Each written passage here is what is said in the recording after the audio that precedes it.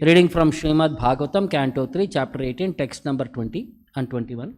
Daityasya yajna vavayasya maya grihita varaha tanor mahatmanaha kauravya mahyam dvishator vimardanam didrikshuraga drushabir vataswarad.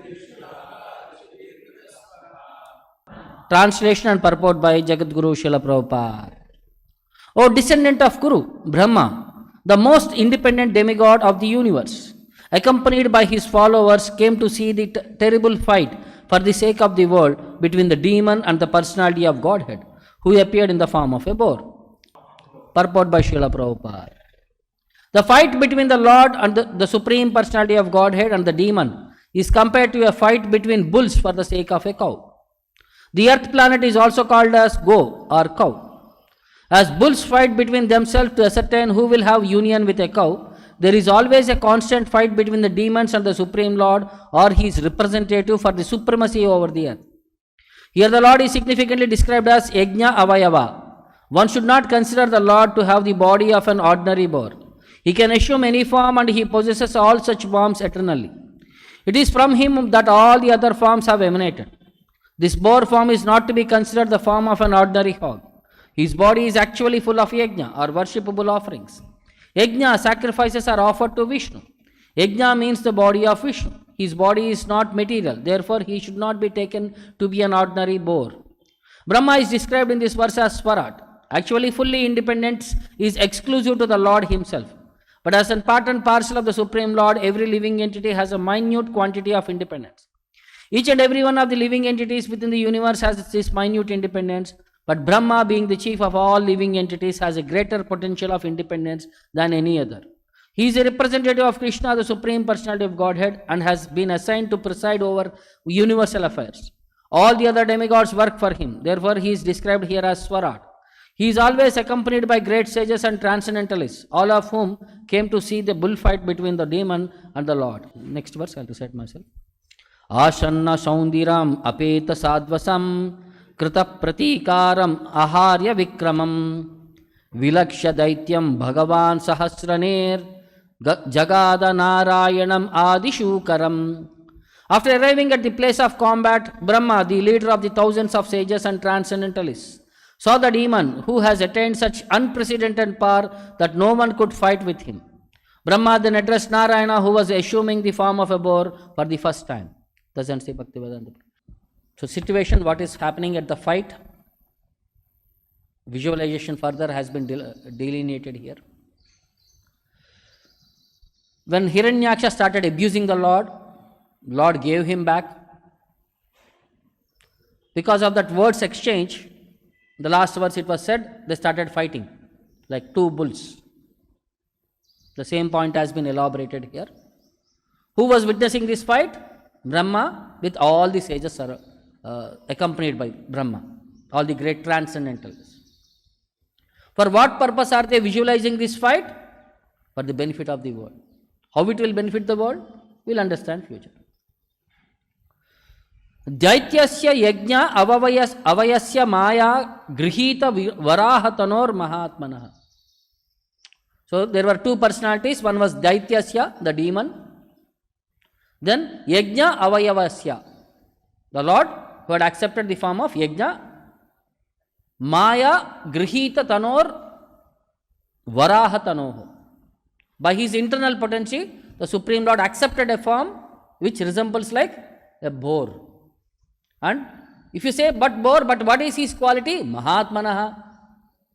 He is not an ordinary boar, he is the greatest personality. O Kauravya, O Vidura, because discussion is happening between Vidura and Maitreya. Mahyam Dvishator Vimardanam. Dvishato means between the eyes, enemies. Dvishataha, enemies. Vimardanam means fight, what was happening. Mahyam, for the sake of the world. Didrikshuraga Drushibhi Vrutah Swarat. Swarat, Lord Brahma. Rushibir Vritaha, surrounded by all the great sages. Agad, arrived at that place. For what? Didrikshuhu, with a desire to see the fight. So it says, O descendant of Kuru, Kauravya, Brahma, accompanied by his followers, Rishabir Vrita Swarat, came to see the terrible fight for the sake of the world. Didrikshu Raga Mahyam. And between whom was this fight happening? The demon and the Lord. Dvishator Vimardanam Daityasya Yajna Avayavasya. Who appeared in the form of a boar? Maya Grihita Varaha Tanor Mahatmana. Even though he is Varaha, but he is Mahatmana. Yajna Tanoho. Yajna Avayavasya. He is personification of sacrifice. And he is the greatest personality. Then further it says in the next verse, Asanna Saundiram Apeta Sadvasam Krita Pratikaram Aharya Vikramam. The demon, what is his capacity? He is elaborated here. Asanna Saundiram, he has attained unprecedented power. Hiranyaksha, unprecedented power. Apeta Sadvasam, and he is devoid of fear. So much energy, so much strength, and he is devoid of fear. Krita Pratikaram, he is giving a strong opposition. Krita Pratikaram. Aharya Vikramam, unopposed prowess. Aharya Vikramam. Then Vilaksha Daityam, and the demon, when he was seen, Vilaksha, to see the demon. Bhagavan Sahasranihi. Bhagavan, the Lord Brahma, who was Sahasranihi, the leader of thousands of sages. Jagada Narayanam, he spoke to Lord Narayana. Adi Shukaram, who had accepted the form of the original boar. So after arriving at the place of combat, Brahma, the leader of thousands of sages and transcendentalists, Bhagavan Sahasranir, saw the demon Vilaksha Daityam, who had attained unprecedented power. Ashanna Saundiram, Aharya Vikramam, Apeta Sadvasam. The qualities of his strength were no fear, unprecedented power, and unmatched prowess. That no one could fight with him. Krita Pratikaram. Nobody can counteract him. Krita Pratikaram. Brahma then addressed Narayana, Jagada Narayanam, who was assuming the form of a boar for the first time. Adi Shaukaram. So, when you understand fight between two personalities of capacities of equal capacity, generally we see people fight outside. Earlier days, whenever we see some people are fighting, others will come there and try to stop them. But nowadays, we capture and we promote this online. And different people will take sides of either left side or right side, one person or the other person. Nobody knows the head and tail, what happened there. So, this analysis in Shastras gives a different perspective, but to modern day different dimension. So I was asking Google, what are the standard reasons why people fight? Common reasons why people fight. It gave some around 10 to 12 reasons, which are the primary perspectives why people fight. The first one was different perspectives, different opinions, different beliefs and different values. Like for example, always we see one image. There is a number 6 written, one person is standing on the other side, the other person is standing on the opposite side. For me it is 6, for the opposite person it is 9. So different perspectives. Situation is same, but visualization is different. Different opinions. Then different beliefs and different value systems. These are the primary reasons why people fight. The first reason. The second one was why people watch two people fight to relieve their stress. When people fight, this gives them some kick that they forget everything. They become very relaxed. Oh, they are fighting, I am happy. That's why we play video games. What is that? PUBG, Mortal Kombat, something like that, all bloodshed games. When you see blood, you feel happy, you feel relaxed. Psycho mentality people, they feel relaxed. They take this pleasure in this fighting. This is stress relieving for them. Then because of jealousy, envy and competition. Fight happens because of jealousy. When it is further engraved, it becomes enviousness. And because of competitive spirit, always this struggle happens. Then because of communication breakdown, most of the times this is a common issue. People think something, but the opposite person may not be able to understand what he is thinking. Like wife and husband, most of the time quarrel happens between wife and husband because of communication gaps.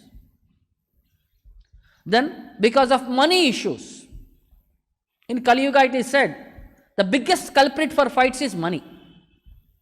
Even with own family members, people fight for the sake of money, property. We see so many adverse cases where children take extreme step against their parents for the sake of property. Like for example, when I was in Bangalore, there was a small study. Bangalore was just expanding. All the rural parts were coming into the city part. So software companies have gone outside, and people with high-tech technology were roaming around with mobiles and many other equipments to show off. So the village people there, so many complaints were coming in particular areas where robberies were happening heavily. At the prime times where it is no proper light was there, no proper visibility was there, so people were attacking them. Now who are these people? When they did a survey, these were all that village youths who were becoming fascinated by these gadgets which these software people were carrying. And somehow or other they wanted to possess that gadget. Since they can't afford that gadgets, they thought, let us go and steal them. So they were identifying spots where there is no proper light, or you can't know that there is somebody ready to attack you. Like late nights, early mornings, where hardly there will be people for you on the road. And the software companies were little away, so only the entrance path will be so many kilometers you have to walk, or you have to travel by your bike or anything, so they were attacking these people to capture their gadgets. Because this, to possess something, to show off to the world, oh, even I have the gadget. Next, because of household chores and responsibilities. Wife and husband, when they are in the house, now there is some principle called as samanatva. Both are equal. So you are also earning, I am also earning. You have to do, I have to do. So when people don't take their responsibilities, then there is fight among themselves. Then when there is lack of appreciation, somebody have been doing continuously, when somebody is not appreciating them, who is receiving that service, then there might be quarrel. Then one party has something the other party wants or needs, but he or she will not comply with. Like two brothers, there was one game, only one brother was playing, the other was denied to play. He also wants to play. Now what will be there? Fight will be there, because the other party was not ready to share. Or between one nation to another nation, one group to another group community, because they have something I don't have, and they are not giving me access to that. So we fight, we try to dominate, we try to take over. This is one more reason to fight. Then personality conflict. So the personality, what we see and what they present might be different. So this is one more reason. So something significant in life or an ongoing relationship has changed. Sometimes best friends become enemies. And how it is, you will see in a movie called Salar. When two best friends fight become bitter enemies. That's the caption. And you are interested to see why best friends became enemies. Because change of opinions. Or for the sake of like Bahubali. What was it about? Rajya, ruling capacity. Like one person who was capable, the other person was not capable. But enviousness, jealousy, to the point of killing the opposite person to capture that post. See, whatever the tendencies we see, they are all the same perspective. Mahabharata, what was Duryodhana's character? To oppress Pandavas and capture that post. He wants to sit on the emperor post. My father was denied, I was also denied on the same basis. I am actually the worthful heir for that throne. Next, one person betrays a trust of another.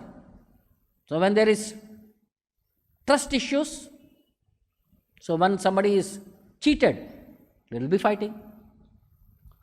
Or thoughtless or irresponsible behavior. Sometimes when people ride, some irresponsible people will come and move their bikes in such a way that it can create accidents. When people question them, they will come to fight. So these are primary reasons why people fight. It could be individual to individual, as a group to group, as a nation to nation. It could be any of these perspectives. But why are we interested in understanding and getting into details? Because we are all driven by Rajoguna and Tamoguna. Maximum people driven by Tamoguna and partly with Rajoguna. And people of like interests will become friends. Because that tendency is there within us, we would like to appreciate that what is happening there. Like most of the serials, if you see, they are known as soap. Daily soap. Evening time, prime time they will put.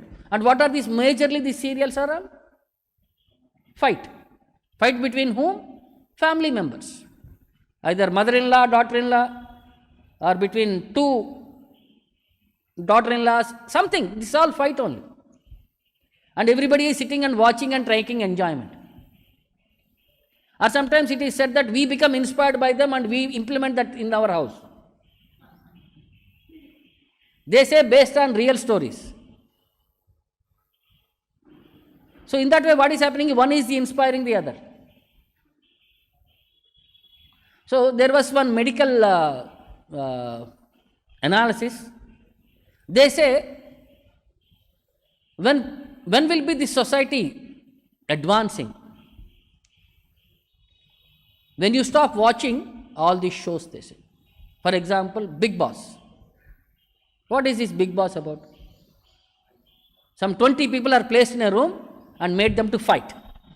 And 24 hours you fight. And you are broadcasted around the world to see people enjoy that fighting. And so much viewership, so much other things, it is being portrayed in a different way. It is like one person is losing his character. And we appreciate that shows. That's why they say, if you want a society in a better terms, stop watching all these shows. This is their own analysis. Outside people have figured it out. When will the society progress? When you stop watching all these shows. Like one more, when I was child, I was fascinated for this WWF fights. No, because they are hefty personalities, they were fighting that wrestling and all. You see huge characters, huge personalities, they were all. So much so that fights used to come at midnight, 12 o'clock, 1 o'clock, because different time. I used to keep alarm to get up and to see that fight. And at the end of the day, that is all fake. But still people are watching there as a stadium. It is full of people. And in that, some people are always cheating. They always win by cheating. And he has so many followers there. He will have more followers. The straightforward people will have less followers. I am saying how we were also driven by the tendency to watch all these things. So is there any wrong for Brahma to watch these things? There is no wrong. But why is he watching? Because he is watching for the benefit of the world. How? He is going to guide the Lord because he is going to start his prayers. That's why he was addressing the Lord. O Narayana, Jagada Narayanam, he started speaking to the Lord. Why? Because this demon was the one who is creating rakkas among all the other transcendentalists and sages. What is the prime duty of these demons? to harass devotees, to create disturbances in their spiritual endeavors. And Brahma, being the leader of all the devotees, he is representing them as a whole and addressing the Lord to create or to remove all these unwanted disturbances so that they can engage in devotional perspectives peacefully. So that's why this is for the benefit of the world. When the demon is killed, it is for the benefit of the world. That's why it is said as Mahyam, for the benefit of the Loka. So he starts with a prayer. In Bhagavatam we come across many prayers. But what is the standard analysis of these prayers? When a devotee offers prayers, there are 4 aspects involved in these prayers. Sri Radha Govinda ki.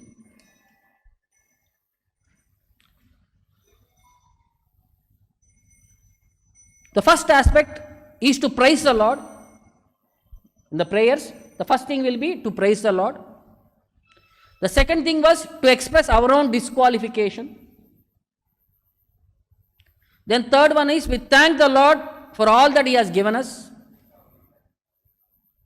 And the fourth one is to request Him for the blessings what we want. Generally prayer comprises of these 4 parts. Like we will take one example of Kunti Maharani prayers. So what the Kunti Maharaj's first few verses start with? Say she glorifies Krishna's position. So just before the prayers, she saw Krishna was outside and he was there within the womb of Uttara also. He protected Parikshit Maharaj from the womb, from the Brahmastra. She is saying this is the most wonderful thing. You are outside also, you are inside also, you are everything also. She glorifies Krishna's omnipotence capacity. Then she says, who can understand you? Only great personalities, great rishis can understand you. You are like a drama actor. When you are covered with your costumes, nobody can identify you. So it is very difficult. Maya Javanika Achannam. You are covered by a curtain of Yoga Maya. It's very difficult for us people to perceive you. And women of lower categories with less intelligence, how can we perceive you? Then she glorifies Krishnaya Vasudevaya. She glorifies Krishna's position. Supreme Lord, supreme qualities. Then after offering prayers, then she comes to the point.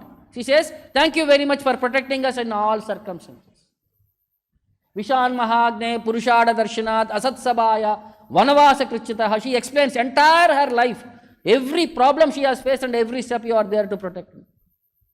She was acknowledging the Lord for all the things He has done for us.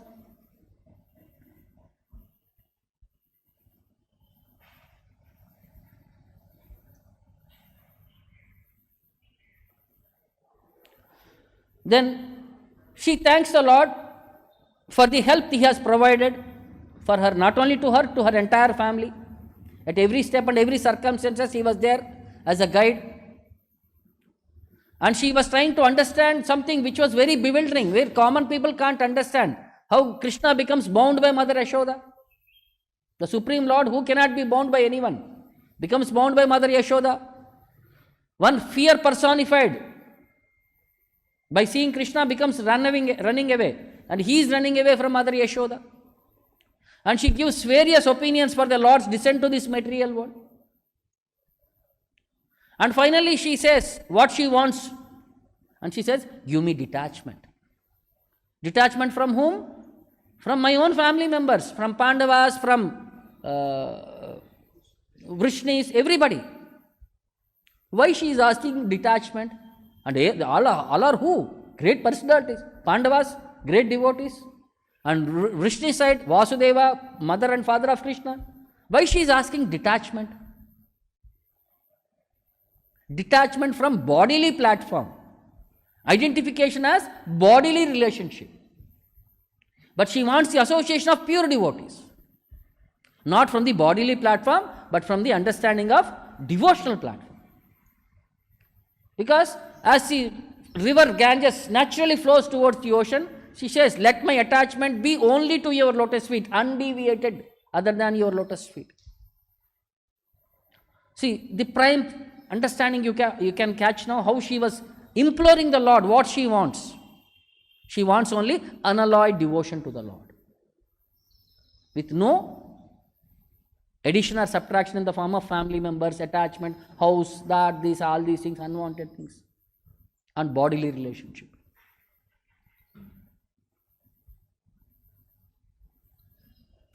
So why do pure devotees don't ask for material blessings?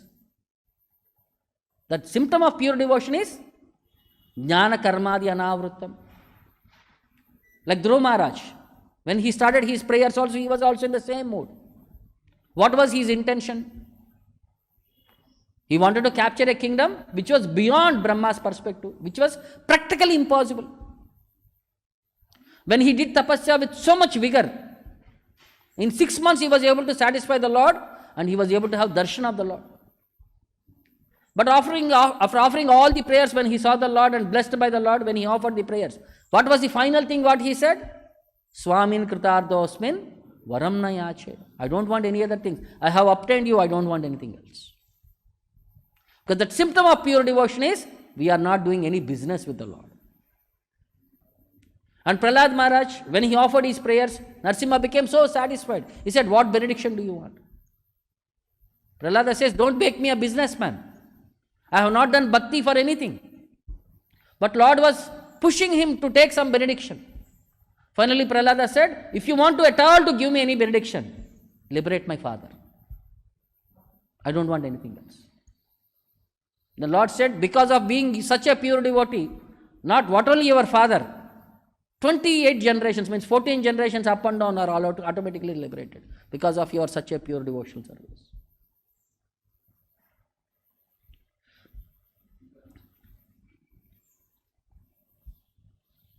So similarly, in one more perspective, we see in 2 verses in Bhagavatam, 1st canto, 8th chapter, Uttara, when she was being pressured by Brahmastra, she comes forward Krishna, and in 2 verses she offers prayers. If you see the 2 verses, it says, Uttara vacha, pahi maha yogin, deva deva jagatpate, na anyam tvad abhayam pashye, yatra mrityu parasparam. He's saying, pahi, please protect me. Who? Maha yogin, O greatest of the yogis. Deva deva, O Lord of the lords. Jagatpate, O master of this universe. So first she is glorifying the Lord with all the positions and capacities what Lord is capable of. Then he is saying, Na anyam tvad abhayam pashe. I see nobody else other than who can give me protection. Bhaya means fear, abhayam means fearlessness. I see there was nobody who can give me fearlessness other than you. Yatra mrityu parasparam. From fearlessness from who? Mrityu parasparam. From the death perspective. Nobody can give you the fearlessness other than you. Sing.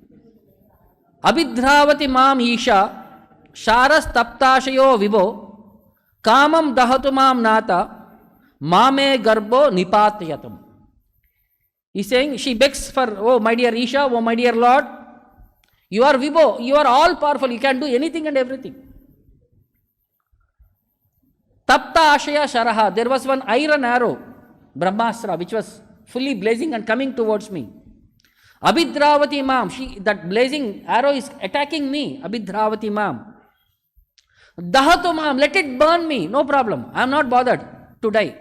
But, kamam me garbha ma nipatayam, please protect the embryo in my womb.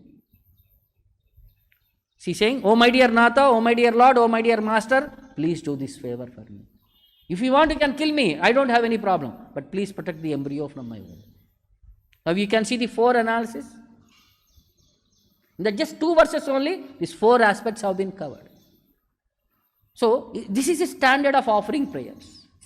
Any prayer you see, you come across this 4 ideology. And sometimes when devotees does a leela, it is beyond our understanding. This was a small funny incident between Hanuman and Narada Muni.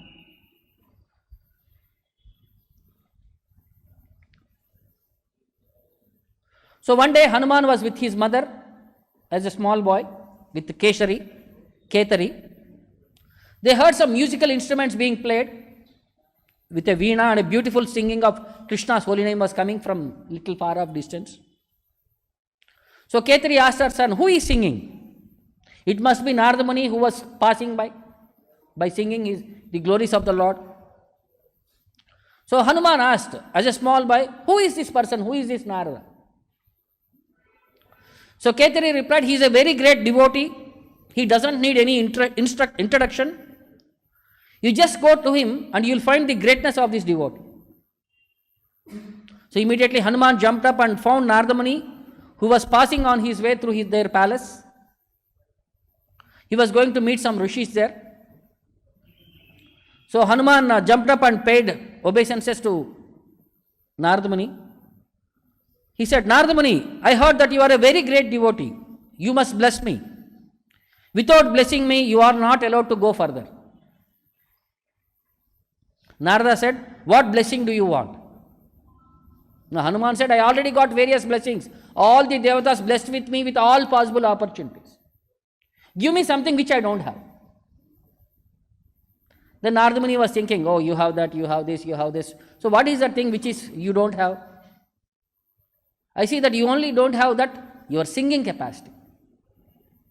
You have not been blessed with singing the holy name of the Lord. So then he blesses him that you will become an unparalleled singer in the universe.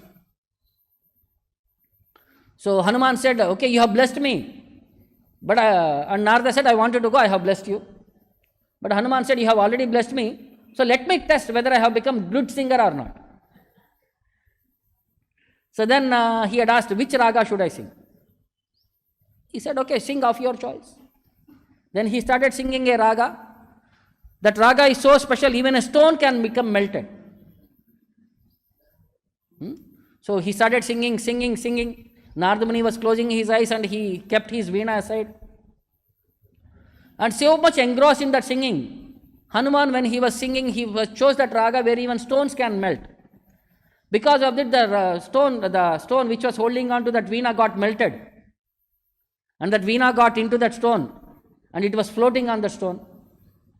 After singing for some time, Hanuman asked, can I stop it? Is there no problem? Narada opened his eyes and said, he said, no problem, you can stop it, that is sufficient. The Hanuman stopped. The Narada said, yes, now I have understood, you have become a great singer. Now let me go, I have to go and meet some other rishi, I have given an appointment, I have to take an appointment.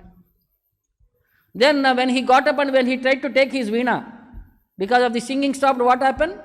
The stone became hard again and that veena got caught with the stone and it became melted within the, like wax. It became interfused with the stone. Then Narada started saying, now sing once again, remove this veena from this stone. Then Hanuman said, no, I will not do that. Then Hanuman started running. Narada started following him. Everywhere Hanuman was going around, Narada was following. After so much following, finally his father came, Kesari, came outside. And he asked Narada Muni, he saw Narada Muni and he said, my dear sir, thank you very much. Is my son creating any problem? Problem? So then finally Hanuman also came there. Then the father asked Hanuman, what are you doing? Why are you making Narada Muni run around? See, I heard from the various sages, when great personalities come, the dust of their lotus feet will purify the area. So I wanted Narada Muni's dust of his lotus feet to be spread across all our places, so that we become prosperous in bhakti. I just don't want his bhakti, his blessings only in one place. I want his dust of his lotus feet spread across all our palace and everything and all. So then Narada Muni also appreciated, yes, he is an intelligent boy. Then Narada said, please do something, I have an appointment, I have to go. Then I am also happy because my work is done. Now I will sing in such a way that veena can be taken out. He went and sang and now veena came out and Narada Muni went away. See, now if you understand why Hanuman was doing initially, you think he was doing a prank, he was playing around. So unless we understand that intention, we cannot never come to judgment. So spiritual personalities are always beyond our comprehension. So why they do, we can't understand. Just we have to get clarity from them. So similarly, this fight and all these details will be elaborated future. What was Brahma's intention? How he wants benefit for the world will be offered by his prayers. We'll see in the further classes. I'll stop here. Any questions or doubts? ग्रंथराज Shrimad Bhagavatam की, जगत गुरु शिल प्रभुपाद की, निताय गौर प्रेम।